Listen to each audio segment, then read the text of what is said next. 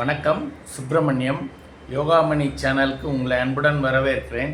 இன்றைக்கி சமையல் குறிப்பில் நம்ம பார்க்க போகிறது இட்லிக்கு தொட்டுக்கிற மிளகாய் பொடி எப்படி செய்யறதுன்னு பார்க்கலாம் வாங்க.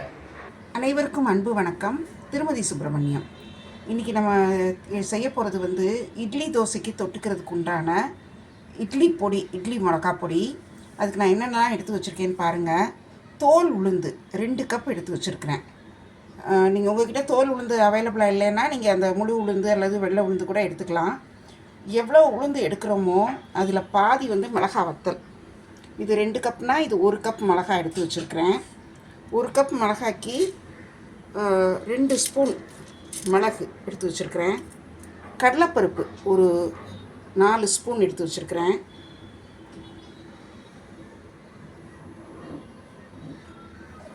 கடலைப்பருப்பு, கல் உப்பு 2 ஸ்பூன் எடுத்து வச்சுருக்கிறேன். நல்லெண்ணெய், பெருங்காயம் நல்ல ஒரு பெரிய துண்டாக எடுத்து வச்சுருக்கிறேன். இப்போ ஒன்றுனா நான் வறுக்க ஆரம்பிச்சிட்றேன். அடுப்பில் ஒரு பெரிய பேன் வச்சு அதில் எண்ணெய் எதுவும் ஊற்றலை. இந்த உளுந்த பருப்பை ட்ரை ரோஸ்ட் பண்ண போகிறேன். நல்லா சிவக்க வறுக்கணும். நல்ல வாசனையும் வரணும், அதே சமயம் நல்லா நிறம் மாதிரி நல்லா சிவக்கணும். இதை வறுத்து எடுத்து வச்சுக்கிட்டு அதுக்கப்புறம் நம்ம மிளகா வறுக்கலாம். நல்லா வறுத்துருச்சு பாருங்கள். முதல்ல நம்ம பாத்திரத்தில் இந்த பேனில் கொட்டுறப்போ எப்படி வெள்ளை வெள்ளையே இருந்துச்சு. இப்போ நல்லா நிறம் மாறிடுச்சு, நல்லா சிவந்துருச்சு, நல்ல வாசனை வந்துருச்சு. இப்போ இதை ஒரு பிளேட்டில் மாற்றிக்கிறேன். அடுத்தது இந்த கடலைப்பருப்பை நல்லா இதே மாதிரி இதையும் சிவக்க வறுத்துடலாம். பேன் நல்லா ஏற்கனவே சூடாக இருக்கும், அதனால் இந்த கடலைப்பருப்பு சீக்கிரம் வறுத்துரும். இதையும் வறுத்து அதோட கொட்டி வச்சிடறேன். கடலைப்பருப்பு நல்லா வாசனை நல்லா சிவக்க வறுத்தாச்சு. அதையும் இந்த உளுந்தம்பருப்போடு சேர்த்து வச்சிட்றேன். அடுத்தது இந்த மிளகை வறுத்தரலாம். ஏற்கனவே இது நல்லா சூடான பேனுங்கிறதுனால இந்த மிளகு டக்குன்னு பொரிஞ்சிடும். இதையும் போட்டு நல்லா ஒரு பரட்டிட்டு இதையும் அந்த வறுத்த உளுந்தம்பருப்பு கடலைப்பருப்போடு சேர்த்து கொட்டி வச்சிட்றேன். மிளகு நல்லா வறுத்துட்டு அந்த பேனில் ஒரு 3 டீஸ்பூன் நல்லெண்ணெய் ஊற்றிருக்கேன். அதில் இந்த கட்டி பெருங்காயத்தை போட்டு நல்லா பொரிச்சு விட்றேன். இப்படி திருப்பி விட்டால் நல்லா பொரிஞ்சிடும் உள்ளேயும். அதை கொஞ்சம் பொறுமையாக கட் பண்ணி விட்டேன், அதனால் நல்லா சின்ன சின்ன துண்டுகள் ஆகிடுச்சு. நல்லா உள்ளேயும் பொரிஞ்சிருச்சு. இப்போ இதையும் எடுத்து தனியாக ஒரு பிளேட்டில் வச்சுக்கலாம். ஏற்கனவே இருந்த எண்ணெயோடு இன்னும் 2 ஸ்பூன் எண்ணெய் ஊற்றி இந்த மிளகாயும் வறுத்துறேன். தீ லோ ஃப்ளேமில் தான் வச்சுருக்கிறேன். ஏன்னா ஏற்கனவே நல்லா காஞ்ச பேன் இது. ஸோ இந்த மிளகா டக்குன்னு வறுப்பட்டுரும். ஸோ கொஞ்சம் லோ ஃப்ளேமில் வச்சு பொறுமையாக கிண்டுறேன், இல்லைன்னா தீஞ்சு போயிடும். அதுக்காகத்தான் சாதாரணமாக மிளகா பொடி காரசாரமாக வேணும்னா உளுந்தும் மிளகாயும் சரி அளவில் போடுவாங்க, அல்லது மிளகா ஜாஸ்தி போட்டு உளுந்தை குறைச்சி போடுவாங்க. நான் இப்போல்லாம் இந்த மாதிரி தான் திரிக்கிறேன். அதாவது உளுந்து எவ்வளவோ அதில் பாதி தான் மிளகா போடுறேன். ஸோ தட் ரொம்ப வயிற்றுக்கு காந்தாமல் நல்ல டேஸ்ட்டாக இருக்குது. ஸோ பாருங்கள், இப்போவே இது சிவக்க ஆரம்பிச்சிருச்சு.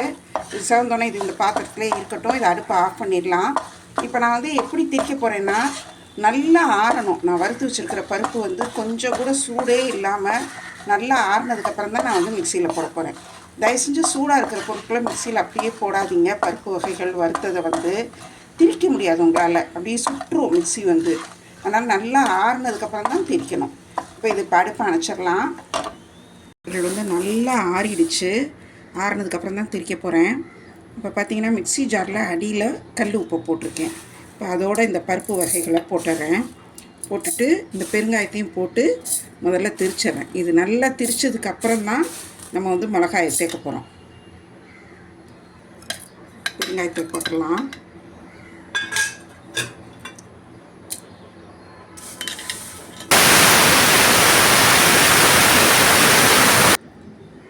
பருப்பு நல்லா வறுபட்டிருந்ததுனால ஒரு 2 மினிட்ஸில் நல்லாவே திரிச்சிருச்சு நைஸாக.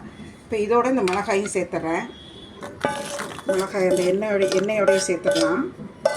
சேர்த்து இப்போ திரிக்க ஆரம்பிச்சிடலாம்.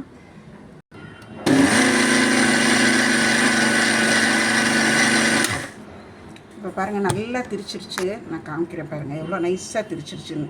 மிக்சியும் இல்லை, நான் திரிக்கிற டைம் எனக்கு ஒரு 5 மினிட்ஸ் கூட ஆகலை.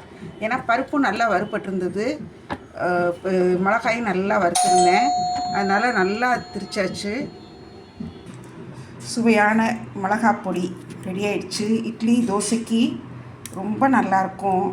நம்ம ட்ராவல் பண்ணுறப்போ இந்த இட்லியில் இந்த பொடியில் மிளகா பொடியில் கொஞ்சம் நல்லெண்ணெய் தடவி நல்லா குழச்சி இட்லியில் 2 பக்கமும் கோட் பண்ணி பேக் பண்ணி எடுத்துகிட்டு போகலாம். வீட்டில் சட்னி சாம்பாரோட அடிஷனலாக வச்சுக்கலாம்.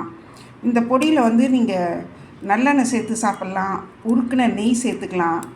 இந்த மிளகா பொடியோட தயிர் சேர்த்து குழச்சி சாப்பிட்டாலும் இட்லி தோசைக்கு ரொம்ப ரொம்ப நல்லா டேஸ்ட்டாக இருக்கும். செய்து பாருங்கள். இது எப்படி இருந்துச்சுன்னு சொல்லுங்கள். இந்த வீடியோவை லைக் பண்ணுங்கள், ஷேர் பண்ணுங்கள், எங்கள் யோகாமணி சேனலுக்கு சப்ஸ்கிரைப் பண்ணுங்கள். நன்றி, வணக்கம்.